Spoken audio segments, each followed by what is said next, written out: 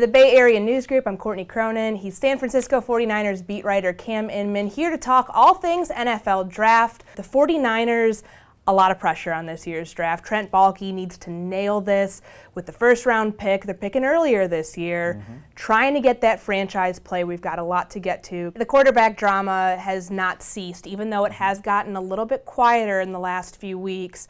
Number one, is there a chance that we see some movement with Colin Kaepernick this week, potentially having that trade come right before or during the draft? And since this is such a position of need, where do the 49ers settle? Since they're probably not going to get the top two guys, right. Could potentially, I know it was a topic of conversation nationally, whether Paxton Lynch from Memphis would be a good fit for this offense. Chip Kelly likes that guys who can play in the spread. Where do you see that falling? Let's start with Kaepernick, Yeah, okay? that's the big one. I mean, the drama's gone on for, it really got into high gear in November when he got benched. There's a lot of internal strife that's gone on between Kaepernick and the front office. I don't think either side likes each other much or trusts each other, and it needs to end. And I think the 49ers' best trade partner is the Denver Broncos. And so everybody knows that. Colin met with John Elway last month twice, the Denver Broncos general manager, and it's going to have to happen here at the draft, I think. And they've been having a little gamesmanship of, we want you to take less money. Okay, oh, this is what you agreed to. Well, we want it to be less than that the following year too. So I think the Broncos are going to have to realize, look, he's going to be our best option. And I think Colin Kaepernick's fine with that. I think he's done his part and fulfilled his contract obligation. He didn't even need to show up for the offseason program. That's voluntary, but he's been participating in it for 4 weeks in a limited fashion because of his injuries. And I think, like you said, the draft is kind of the impetus. Okay, we can ship you a draft pick now to get this going, and we can sell that to both fan bases. Boom, there's your quarterback, Broncos. Niners can move on without him. So what are they going to do instead? Well, they have Blaine Gabbert.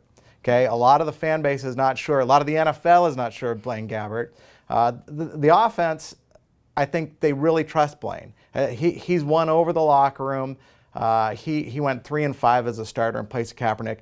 Wasn't very impressive because most of the time they were in 3rd and long, and so Blaine had no choice but to check down rather than risk an interception. That's Chip Kelly's number one thing, is he wants a quarterback that's going to make smart decisions and not put the ball in harm's way.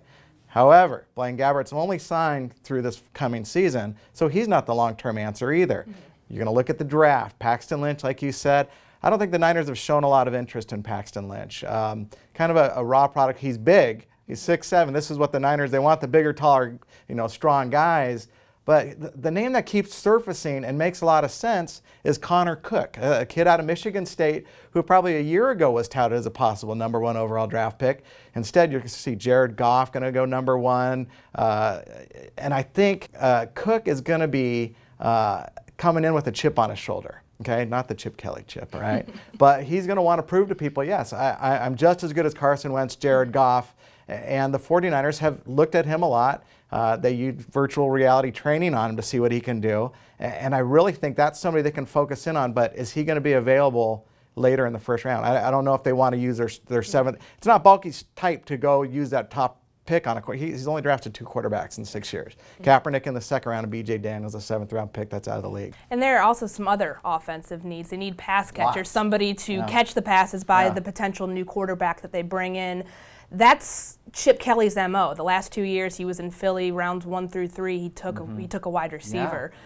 And also the possibility, you want your future franchise player at left tackle. Laramie Tunsil from Ole Miss was the number 1 prospect a few months ago. If he falls that far, could they get him in the first round? Get him.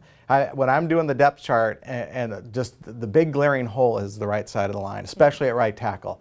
Anthony Davis, he was there. He was there from 2010 to 2013, got hurt some in 2014. 2015, they really missed him.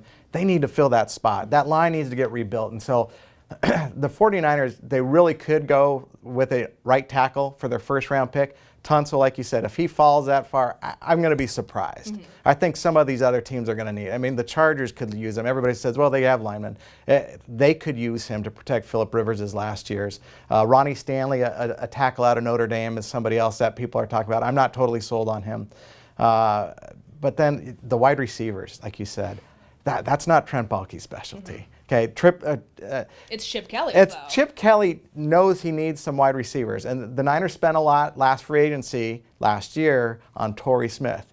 Really upstanding guy. He averaged 20 yards a catch, led the league, but they don't have Anquan Bolden on the roster. They have a lot of young, unproven guys. So right now they're in a voluntary mini camp. Chip can see how they're doing, and if he doesn't like those guys, he can say, "Look, we really need to get a wide receiver. Maybe go after Laquan Treadwell, Laramie Tunsil's teammate at Ole Miss." Defensively, some of the pressure's been, I guess, taken off the defense by how many offensive question marks there are. But how about an inside linebacker, given some of the strengths and weaknesses of that part of the 49ers defense? You know, years ago, they had the best linebacker duo anywhere with Navarro Bowman and Patrick Willis. Patrick Willis retires a year ago. Chris Borland suddenly retires. Bowman's coming off a bad knee.